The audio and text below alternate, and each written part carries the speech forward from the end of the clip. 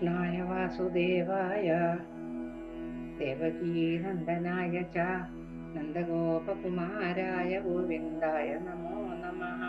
ഗാംഗദത്തനും 4 സജീവന്മാരും സ്വതതി എന്ന ബ്രാഹ്മണകുമാരനും യാത്ര ചെയ്ത് വിന്ധ്യാരണ്യത്തിൽ എത്തിച്ചേർന്നു. അവിടെ കണ്ട തടാകത്തിൽ കുളിച്ചു, ഫലമൂലാദികൾ ഭക്ഷിച്ചു. ഒരു വൃക്ഷച്ചുവട്ടിൽ എല്ലാവരും വിശ്രമിക്കാനിരുന്നു. കുറച്ചപ്പുറത്തായാരോ സംസാരിക്കുന്ന ശബ്ദം കേട്ട് മൃഗാംഗദത്തൻ എഴുന്നേറ്റ് നിന്ന് നോക്കി. അവിടെ ഒരു ആനയും അതിനു മുന്നിൽ അന്ധനായ ഒരു മനുഷ്യനായിരുന്നു നിൽക്കുന്നുണ്ടായിരുന്നത്. സംസാരിക്കുന്നത് ആനയാണ്. അതാണ് അത്ഭുതം. ആനയാണെങ്കിലോ തുമ്പിക്കൈയിലെ വെള്ളം അന്ധന് കുടിക്കാൻ കൊടുക്കുകയും ചെവി കൊണ്ട് വീശി കൊടുക്കുകയും ചെയ്യുന്നു. അതും കണ്ടു. തുടർന്ന് ആന മനുഷ്യഭാഷയിൽ അന്ധനോട് ചോദിച്ചു, താങ്കൾക്ക് എന്താണ് പറ്റിയത്? ആരാണ് താങ്കൾ? എല്ലാം പറയൂ എന്ന് ചോദിച്ച ആനയോട് മറുപടി ആ മനുഷ്യൻ ഇപ്രകാരം പറയുന്നത് ഒളിഞ്ഞു നിന്നുകൊണ്ട് മൃഗാംഗദത്തനും കൂട്ടുകാരും കേട്ടു. അദ്ദേഹം എന്താ പറയുന്നതെന്നോ? അദ്ദേഹം പറയുന്നു ആനയോട്, അയോധ്യാപുരിയിൽ അമരദത്തൻ എന്ന രാജാവിന്റെ മൃഗാംഗദത്തൻ എന്നൊരു ഉത്തമ പുത്രനുണ്ട് രാജാവിന്. അദ്ദേഹത്തിന്റെ മന്ത്രിമാരിൽ ഒരാളായ പ്രചണ്ഡ ശക്തിയാണ് ഞാൻ. മൃഗാംഗദത്ത കുമാരനും ഞങ്ങൾ 10 മന്ത്രിമാരും ഒന്നിച്ച് കാട്ടിലൂടെ നടക്കുമ്പോൾ നാഗശാപത്താൽ വേർതിരിഞ്ഞു പോയി. കണ്ണു കാണാതെ തപ്പിത്തടഞ്ഞു നടന്ന ഞാൻ ദയാലുവായ അങ്ങയുടെ സഹായത്താലാണ് രക്ഷപ്പെട്ടതെന്ന് ആനയോട് ഇദ്ദേഹം പറഞ്ഞു. ഇത്രയും കേട്ട സമയത്ത് തന്റെ സജീവനായ പ്രചണ്ഡ ശക്തിയെയും വീണ്ടും കിട്ടിയതിൽ സന്തോഷിച്ചു. എന്നിട്ടും മൃഗാംഗദത്തൻ അവരുടെ സംസാരം തുടർന്ന് കേൾക്കാൻ മറിഞ്ഞു തന്നെ നിന്നു. അപ്പോൾ പ്രചണ്ഡ ശക്തി ഗജേന്ദ്രനോട് തന്റെ വൃത്താന്തം അറിയാൻ താല്പര്യമുണ്ടെന്ന് പറഞ്ഞു. അത് കേട്ട് ഗജേന്ദ്രൻ പറയാൻ തുടങ്ങി. ഏകലവി എന്ന ഗ്രാമത്തിൽ കുറെ കാലം മുമ്പ് ഗ്രാമാധിപനായി ശ്രുതധരൻ എന്നൊരു ബ്രാഹ്മണനും 2 ഭാര്യമാരും 2 പുത്രന്മാരും ഉണ്ടായിരുന്നു. പിതാവിന്റെ മരണത്തോടെ ഇളയ മകനായ സത്യധരൻ ജ്യേഷ്ഠനായ ശീലധരനെ നാടുകടത്തി. ശീലധരൻ എന്ത് ചെയ്തു? പരമശിവനെ തപസ് ചെയ്ത് തന്നെ ഗഗനചാരിയായ ഒരു ഗന്ധർവനാക്കണമെന്നും തന്നെ നാടുകടത്തിയ സത്യധരനോട് പകരം വീട്ടാനുള്ള ശക്തി നൽകണമെന്നും പ്രാർത്ഥിച്ചു. ഭഗവാൻ അവന് വരം നൽകി. അടുത്ത ജന്മത്തിൽ നിങ്ങൾ ഇരുവരും ഉഗ്രഭട രാജാവിന്റെ പുത്രന്മാരായി ജനിക്കും. സത്യധരൻ സമരഭടൻ എന്ന പേരിലും നീ ഭീമഭടൻ എന്ന പേരിലും അറിയപ്പെടും എന്ന് പറഞ്ഞു. സമരഭടനെ വധിച്ച് നീ രാജാവാകും. നീ ഇപ്പോൾ അമർഷത്തോടെയാണ് എന്നെ ഭജിച്ചത്. അതുകൊണ്ട് നീ ഒരു കാട്ടാനയായി തീരും. ഭജനകളെ നടത്തുമ്പോൾ നല്ല തെളിഞ്ഞ മനസ്സോടെ വേണ്ടേ? ഇയാളിന് അനിയനെ തകർക്കാനുള്ള ദേഷ്യം കൊണ്ട്. പക്ഷെ നിനക്ക് ജന്മസ്മൃതിയും സംസാരശേഷിയും ഉണ്ടായിരിക്കും. ഒരിക്കൽ അലഞ്ഞു തിരിഞ്ഞ് വരുന്ന ക്ഷീണിതനായ ഒരു മനുഷ്യനെ നീ ശുശ്രൂഷിക്കും. അപ്പോൾ ഗജരൂപത്തിൽ നിന്ന് മോക്ഷം ലഭിച്ച് ഗന്ധർവനായി മാറുകയും ചെയ്തു എന്ന് എന്നോട് മഹാദേവൻ പറഞ്ഞിട്ടുണ്ടായിരുന്നു. അങ്ങനെ മഹാദേവൻ അപ്രത്യക്ഷനായത് പറഞ്ഞു. ശീലധരൻ അത് കേട്ട് ഗംഗയിലേക്ക് നടന്നു. അക്കാലത്ത് ഉഗ്രഭട രാജാവ് മനോരമ എന്ന ഭാര്യയോടൊപ്പം സുഖമായി വസിക്കുകയായിരുന്നു.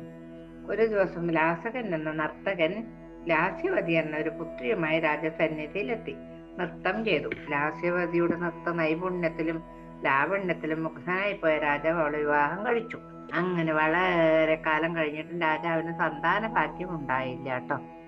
അദ്ദേഹം തന്റെ ഗുരുവായ യജുസ്വാമിയോട് പുത്രകാമേഷ്ടി നടത്താൻ ആവശ്യപ്പെട്ടതിന് പ്രകാരം അദ്ദേഹം അത് നടത്തുകയും യാഗപ്രസാദമായ പായസം 2 റാണിമാർക്കും കൊടുക്കുകയും ചെയ്തു. അതിന്റെ ഫലമായി 2 റാണിമാരും യഥാകാലം ഗർഭം ധരിച്ചു.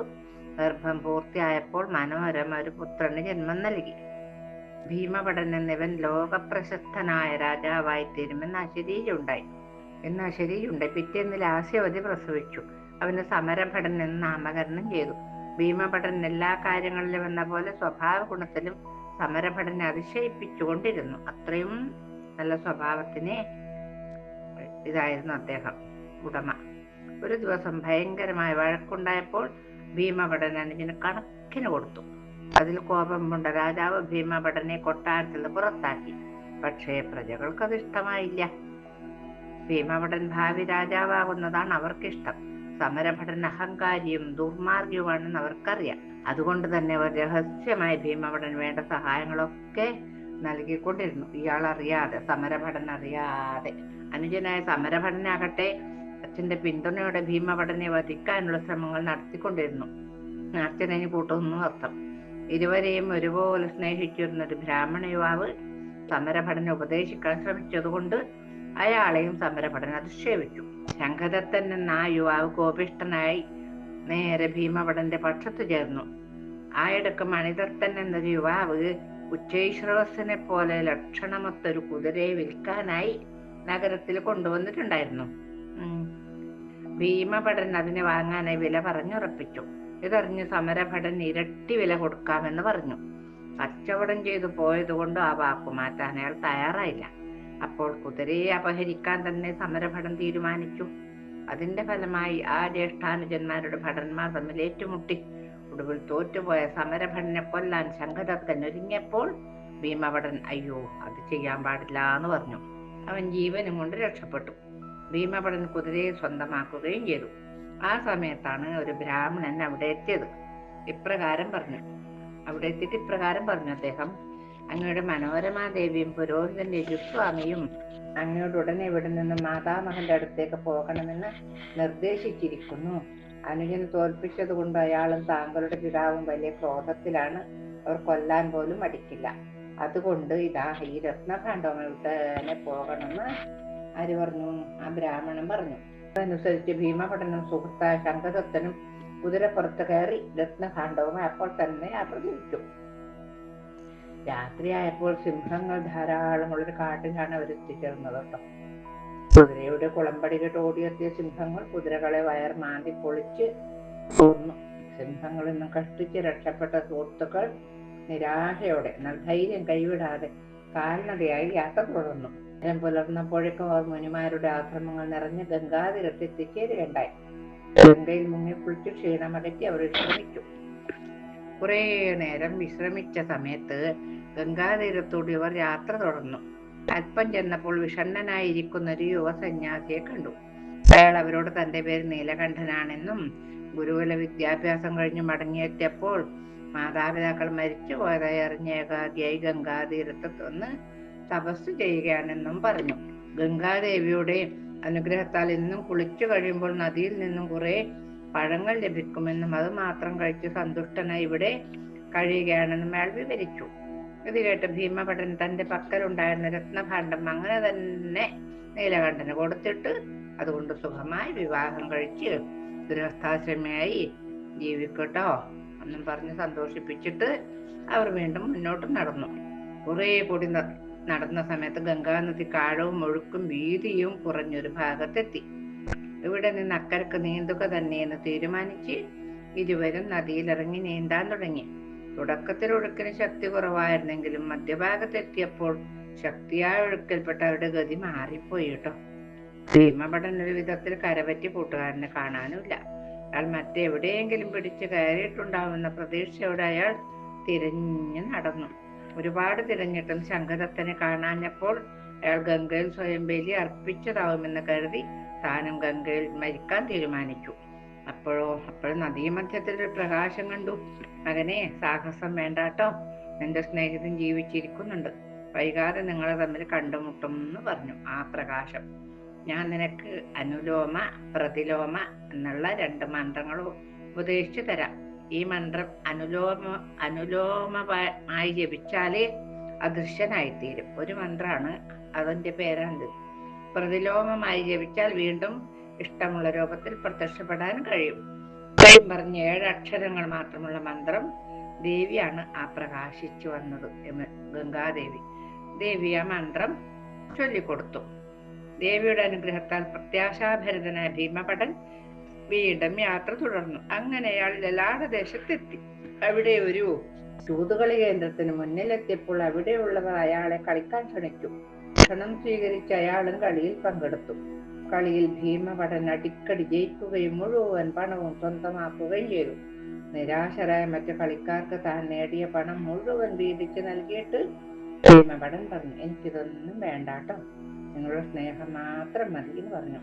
അങ്ങനെ അവർ സ്നേഹിതന്മാരായി സഖ്യം ചെയ്ത ശേഷം എല്ലാവരും കൂടി അടുത്തുള്ള ഉദ്യാനത്തിൽ പ്രവേശിച്ചു. ചൂതാടികളുടെ നേതാവായ അക്ഷക്ഷപണകൻ ഭീമഭടന്റെ ചരിത്രമൊക്കെ ചോദിച്ചറിഞ്ഞ ശേഷം തന്റെ ചരിത്രം ഇപ്രകാരം പറയാൻ തുടങ്ങി. ഹസ്തിനപുരിയിൽ ശിവദത്തൻ എന്നൊരു ബ്രാഹ്മണൻ ഉണ്ടായിരുന്നു. മഹാധനവാനായ അദ്ദേഹത്തിന്റെ ഏകപുത്രനായ വാസുദത്തനാണ് ഞാൻ. കഥാകാലം വിദ്യ അഭ്യസിച്ച ശേഷം അച്ഛൻ എനിക്ക് അനുയോജ്യ ഒരു കന്യകയെ വിവാഹം കഴിപ്പിച്ചു തരികയും ചെയ്തു. എൻ്റെ അമ്മ ക്രൂരയും കോപാവിഷ്ടയുമായിരുന്നു. അവർ സദാ എൻ്റെ ഭാര്യ ഉപദ്രവിച്ചുകൊണ്ടിരുന്നു. ഇതുകൊണ്ട് സഹിക്കാഞ്ഞിട്ടാവാം എൻ്റെ പിതാവ് വീട് വിട്ടെങ്ങോട്ടോ പോയിക്കളഞ്ഞു. പാപം. അമ്മയുമായി പൊരുത്തപ്പെടാൻ പരമാവധി ശ്രമിച്ചുവെങ്കിലും അതിര് കടന്ന ക്രൂരത സഹിക്കാനാവാതെ എൻ്റെ ഭാര്യയും വീട് വിട്ട് ഓടിപ്പോയി. ബന്ധുക്കളുടെ നിർബന്ധം മൂലം ഞാൻ മറ്റൊരു വിവാഹം കഴിച്ചു. ആ ഭാര്യയെ ഇതിനൊന്നിൽ തന്നെ അറിഞ്ഞൂടെ, വീണ്ടും കഴിക്കാൻ നിൽക്കണം. ആ ഭാര്യയെയും അമ്മ കാരണമായി ദ്രോഹിച്ചുകൊണ്ടിരുന്നു. ഗത്യന്തരമില്ലാതെ അവൾ ഒരു ദിവസം തൂങ്ങി മരിച്ചു. മനം മടുത്ത ഞാൻ വീടുപേക്ഷിച്ചു പോകാൻ ഒരുങ്ങിയപ്പോൾ ബന്ധുക്കൾ അനുവദിച്ചില്ല. അവർ എന്നെ കൊണ്ട് മൂന്നാമതും വിവാഹം കഴിക്കാൻ നിർബന്ധിച്ചു. തന്നെ അത് സമ്മതിക്കുന്നതായി നടിച്ച ഞാൻ വിദഗ്ധനായ ഒരു ശില്പിയെ കൊണ്ട് സുന്ദരിയായ ഒരു മരപ്പാവയെ നിർമ്മിച്ച് വസ്ത്രാഭരണങ്ങളൊക്കെ അണിയിച്ച് പുതിയ ഭാര്യയാണെന്ന മട്ടിൽ എൻ്റെ മുറിയിലിരുത്തി. അവൾ അമ്മ അവളോടോ ഇടപെടുന്നതല്ല എന്ന് ബന്ധുക്കളെ അറിയിച്ചു. ഏതാനും ദിവസം കഴിഞ്ഞപ്പോൾ എൻ്റെ അമ്മ സ്വയം തല പൊട്ടിച്ച് ചോര ഒലിപ്പിച്ചുകൊണ്ട് എൻ്റെ മരുമകൾ എൻ്റെ തല തല്ലി പൊട്ടിച്ചേന്ന് നിലവിളിച്ചു കൂട്ടി. ആളുകൾ ഓടിക്കൂടി. ഞാനും ചെന്ന് എന്താണ് ഉണ്ടായതെന്ന് ചോദിച്ചപ്പോൾ മരുമകൾ ചെയ്ത ക്രൂരതയാണതെന്ന് അവർ ഭംഗിയായി പറഞ്ഞു ഫലിപ്പിച്ചു. ബന്ധുക്കൾ എൻ്റെ ഭാര്യയെ ചോദ്യം ചെയ്യണമെന്നായി. അവരെ മുറി തുറന്ന് ഞാൻ എൻ്റെ മരപ്രതിമയായ ഭാര്യയെ കാണിച്ചു.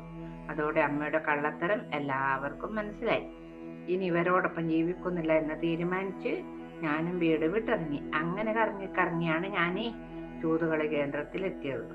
അപ്പോൾ അവർ 5 പേർ, ചണ്ടഭുജങ്കൻ, പാംസുപടൻ, ശ്മശാനവേതാളൻ, കാലവരാടകൻ, ശാരിപ്രസ്ഥൻ എന്നിവ കൂടെ അവരുടെ സംഘത്തിൽ ചേർത്തു. കളിയിൽ ഞാൻ ഇവരെയെല്ലാം തോൽപ്പിച്ചത് കൊണ്ട് എൻ്റെ ശിഷ്യഭാവത്തിൽ കഴിയുന്നവരെ അക്ഷക്ഷപണകൻ എപ്രകാരം പറഞ്ഞു നിർത്തിയപ്പോൾ മറ്റ് 5 പേരും അവരുടെ കഥകളും വിസ്തരിച്ച് കേൾപ്പിച്ചു. അങ്ങനെ ഭീമപടൻ പുതിയ സുഹൃത്തുക്കളോടൊപ്പം താമസിച്ചു കൊണ്ടിരിക്കെ വർഷകാലം ആരംഭിച്ചു. അതിനിടെ ഭീമാകാരനായ ഒരു മകരമത്സ്യം സമുദ്രതീരത്ത് വന്നടിഞ്ഞതായി വാർത്ത പരന്നു. എല്ലാവരും കൂടി ഇതിന്റെ വയർ വെട്ടിപ്പിളർന്നപ്പോൾ അതിൽ നിന്നും ഒരു ബ്രാഹ്മണകുമാരൻ എഴുന്നേറ്റ് വന്നു. ഈ സമയം ഭീമപടനും അവിടെ എത്തി. തന്റെ പ്രിയ സുഹൃത്താണ് മത്സ്യത്തിന്റെ വയറ്റിൽ നിന്നും പുറത്തു വന്നിരിക്കുന്നതെന്നുകൊണ്ട് ഭീമപടൻ ഓടി വന്ന് ശങ്കരത്തനെ കെട്ടിപ്പിടിച്ചു. സുഹൃത്തുക്കളോടൊപ്പം പുളിയും ഭക്ഷണവും ഒക്കെ കഴിഞ്ഞപ്പോൾ ശങ്കരത്തൻ തന്റെ അനുഭവം വിവരിക്കാൻ തുടങ്ങി. അന്ന് നമ്മൾ ഗംഗാനദി നീന്തിക്കിടക്കുന്ന അവസരത്തിൽ ഒരു വലിയ മകര മത്സ്യം എന്നെ വിഴുങ്ങിക്കളഞ്ഞു. പക്ഷേ ആ ഭീമാകാര മത്സ്യത്തിന്റെ ഉദരം വലിയൊരു ഭവനത്തിന്റെ അത്രയും വിസ്താരം ഉണ്ടായിരുന്നു. അതുകൊണ്ട് ഞാനത് സുഖമായി കഴിഞ്ഞുകൂടി. ഇന്ന് ദൈവഗത്യ മത്സ്യം കരക്കടിയുകയും നാട്ടുകാർ അതിന്റെ വയർ പിളർക്കുകയും ചെയ്തത് കൊണ്ട് ഞാനിതാ അങ്ങയുടെ മുന്നിൽ നിൽക്കുന്നു എന്ന് പറഞ്ഞു. ഭീമപടനോ സന്തോഷമായി ഘടിച്ചു. ശങ്കരത്തിനെ തന്റെ വാസസ്ഥലത്തേക്ക് കൂട്ടിക്കൊണ്ടുവന്ന് വേണ്ടതെല്ലാം നൽകി സന്തോഷിപ്പിച്ചു. അങ്ങനെ ഇരിക്കെ അവിടെയുള്ള വാസുകി ക്ഷേത്രത്തിൽ ഉത്സവമാണെന്നറിഞ്ഞവർ അങ്ങോട്ട് പോയി. അവിടെ വെച്ച് ഭീമപടൻ ലോകൈക സുന്ദരിയായ ഒരു യുവതിയെ കണ്ട് അനുരാഗബദ്ധനായി. ലാടരാജ്യത്തെ ചന്ദ്രാദിത്യ രാജാവിന്റെയും കുവലയാവലി എന്ന റാണിയുടെയും മകളായ ഹംസാവലിയായിരുന്നു അവൾ. ആ കുമാരിക്കും ഭീമഭടനോട് ആരാധന തോന്നുകയും തോഴി മുഖേന അയാളുടെ വിവരങ്ങൾ ശേഖരിക്കുകയും ചെയ്തു. ഉത്സവ സ്ഥലത്തുനിന്ന് വാസസ്ഥലത്ത് മടങ്ങിയെത്തിയ ഭീമഭടൻ അർദ്ധരാത്രിയായപ്പോൾ അവളുടെ അന്തഃപുരത്തിലെത്തി. അനുലോമ മന്ത്രം ജപിച്ച് അദൃശ്യനായാണ് അയാൾ അകത്ത് കടന്നത്. രാജകുമാരിയെ സമീപിച്ചപ്പോൾ മന്ത്രം ജപിച്ച് ദൃശ്യനായി തീരുകയും ചെയ്തു. ദേവന്മാരെ പോലെ പെട്ടെന്ന് തന്റെ മുന്നിൽ പ്രത്യക്ഷനായ ഭീമഭടനോട് ഹംസാവലിക്ക് ആരാധനയും അനുരാഗവും വർദ്ധിച്ചു. ഭീമഭടൻ ആ കുമാരിയെ ഗാന്ധർവ വിധിപ്രകാരം വിവാഹം കഴിച്ചു. പുലരാറായപ്പോൾ രാത്രി വീണ്ടും വരാമെന്ന് പറഞ്ഞ അയാൾ അദൃശ്യനായി മടങ്ങിപ്പോവുകയും ചെയ്തു. പിറ്റേന്ന് പ്രഭാതത്തിൽ കുമാരിക്ക് പുരുഷ സംസർഗം ഉണ്ടായതായി സംശയം തോന്നിയ തോഴിമാർ വിവരം രാജാവിനെ ധരിപ്പിച്ചു. രാജാവ് അറിഞ്ഞ ഭാവം നടിക്കാതെ അന്ന് രാത്രി അന്തഃപുരത്തിൽ കാവൽ നിൽക്കാൻ സമർത്ഥരായ ഭടന്മാരെ നിയോഗിച്ചു. രാത്രി ഭീമഭടൻ പെട്ടെന്ന് അന്തഃപുരവാതിക്കൽ ശൂന്യതയിൽ നിന്ന് എന്നോണം പ്രത്യക്ഷപ്പെട്ടത് കണ്ട് അത്ഭുതപ്പെട്ടു പോയ ഭടന്മാർ രാജാവിനെ സമീപിച്ച് അതേതോ ദേവനാണെന്ന് അറിയിച്ചു. എങ്കിൽ എന്തുകൊണ്ട് നേരിട്ട് വന്ന് എന്റെ മകളെ വിവാഹം ചെയ്തു തരാൻ ആവശ്യപ്പെട്ടുകൂടാ അദ്ദേഹത്തിന് എന്ന രാജാവിന്റെ ചോദ്യം അന്തഃപുരവാതിൽക്ക് ചെന്നുറക്കെ ചോദിച്ചു. അത് കേട്ട് താൻ പിടിക്കപ്പെട്ടിരിക്കുന്നു എന്ന് മനസ്സിലായെങ്കിലും ഒട്ടും അമ്പരപ്പില്ലാതെ നാളെ പ്രഭാതത്തിൽ ഞാൻ രാജാവിനെ നേരിൽ ദർശിച്ചു കൊള്ളാമെന്ന് ഭീമഭടൻ മറുപടി നൽകി. പിറ്റേന്ന് ഭീമഭടൻ തന്റെ 7 സുഹൃത്തുക്കളും ഒന്നിച്ച് രാജാവിനെ ചെന്ന് കണ്ടു. ശംഖദത്തൻ ഭീമഭടൻ രാജ്യത്തെ യുവരാജാവാണെന്ന വിവരം ശംഖാദിത്യ രാജാവിനെ അറിയിച്ചു. അത് കേട്ട് സന്തുഷ്ടനായ രാജാവ് തന്റെ പുത്രി ആർഭാടപൂർവ്വം ഭീമഭടന് വിവാഹം ചെയ്തു കൊടുക്കുകയും രാജ്യഭരണവും ഏൽപ്പിച്ച് വനവാസത്തിന് പോവുകയും ചെയ്തു. ഭീമഭടൻ പ്രജാക്ഷേമം ലക്ഷ്യമാക്കി രാജ്യഭരണം നടത്തി. അങ്ങനെ ഇരിക്കെ ഒരു ദിവസം തന്റെ പിതാവ് മരിച്ചുപോയതായി അറിഞ്ഞ അദ്ദേഹത്തിന്റെ ഉദകക്രിയകൾ ചെയ്തു. പിന്നീട് സമരഭടനാണിപ്പോൾ രാജാവായി വാഴുന്നതെന്നറിഞ്ഞ് രാജ്യത്തിന്റെ യഥാർത്ഥ അവകാശിയായ തനിക്ക് രാജ്യം വിട്ടുതരണമെന്ന് ദൂതൻ മുഖേന അറിയിച്ചെങ്കിലും സമരഭടൻ അത് പുച്ഛിച്ചു തള്ളി. ചെറുപ്പത്തിലെ വികൃതിയായിരുന്നല്ലോ. തുടർന്ന് രാഢരാജ്യത്തു നിന്ന് വൻ പടയെ നയിച്ചുകൊണ്ട് ഭീമഭടൻ രാഢാരാജ്യത്തെത്തി. അതിഭയങ്കരമായ യുദ്ധത്തിൽ സമരഭടനെ ഭീമൻ വധിച്ചു. തുടർന്ന് തന്റെ അമ്മയെ കണ്ട് അനുഗ്രഹം വാങ്ങി അവിടുത്തെ രാജാവായി വാണു. രാഢരാജ്യം തന്റെ പ്രിയ സ്നേഹിതനെ ശങ്കദത്തന് ദാനം ചെയ്തു. തുടർന്ന് തന്റെ രാജ്യത്തെ സുഖഭോഗങ്ങളിൽ മുഴുകിപ്പോയ ഭീമഭടൻ സദാ അന്തഃപുരത്തിലായി വാസം. ഭരണകാര്യങ്ങളിൽ ശ്രദ്ധയില്ലാതായി. ചില രാജാക്കന്മാർക്ക് ഇങ്ങനെയുണ്ട് ഭ്രാന്ത്. അങ്ങനെയിരിക്കെ മഹർഷിയായ ഉത്തങ്കൻ കൊട്ടാരത്തിൽ രാജദർശനത്തിനായി വന്നു. പക്ഷേ ഭീമഭടൻ അദ്ദേഹത്തിന് സ്വീകരിച്ചാദരിച്ചില്ല. കോപിഷ്ഠനായ മഹർഷി ഭീമഭടൻ ഒരു ആനയായി മാറട്ടെ എന്ന് ശപിച്ചു. വിവരമറിഞ്ഞ ഭീമഭടൻ മഹർഷിയുടെ കാൽക്കൽ വീണ് ശാപമോക്ഷം യാചിച്ചു. അപ്പോൾ അദ്ദേഹം അധികം വൈകാതെ മൃഗാംഗദത്തന്റെ മന്ത്രി അന്ധനായി അലഞ്ഞു വരുമ്പോൾ നീ അദ്ദേഹത്തെ ശുശ്രൂഷിക്കാനിടയാകും. അതോടെ നിനക്ക് ഗന്ധർവസ്ഥാനം ലഭിക്കും. മന്ത്രിയുടെ അന്ധത മാറുകയും ചെയ്യുമെന്ന് പറഞ്ഞു. ആ ഭീമഭടനാണ് ഞാൻ. ഇത്രയും പറഞ്ഞു തീർന്നതും ഗജരൂപം മാറി ഒരു ഗന്ധർവ രൂപം അവിടെ കാണാറായി. പ്രചണ്ഡ ശക്തിക്ക് അതോടെ കാറ്റുശക്തിയും തിരിച്ചു കിട്ടി. ഇതെല്ലാം മറഞ്ഞിരുന്ന് കാണുകയായിരുന്ന മൃഗാംഗദത്തൻ ഓടിച്ചെന്ന് തന്റെ പ്രിയ സജീവനെ കെട്ടിപ്പിടിച്ചു. തുടർന്ന് ഗന്ധർവനെ വന്ദിച്ചു. അപ്പോൾ ഗന്ധർവൻ മറ്റു മന്ത്രിമാരെയും ഉടനെ കണ്ടെത്താനും ശശാങ്കവതിയെ സ്വന്തമാക്കാനും ഇടയാകട്ടെ എന്ന് അനുഗ്രഹിച്ചിട്ട് അപ്രത്യക്ഷനായി. ഏതായാലും അനുഗ്രഹം കൊടുത്തുകൊണ്ട് നമുക്ക് ഇന്നത്തെ ഭാഗം ഭഗവാന്റെ പാദത്തിൽ സമർപ്പിക്കാം. കായേന വാചാ മനസേന്ദ്രിയേർവാ ബുദ്ധ്യാത്മനാ വാ പ്രകൃതേ സ്വഭാവാത് കരോമി യദ്യൽ സകലം പരസ്മൈ നാരായണായേതി സമർപ്പയാമി.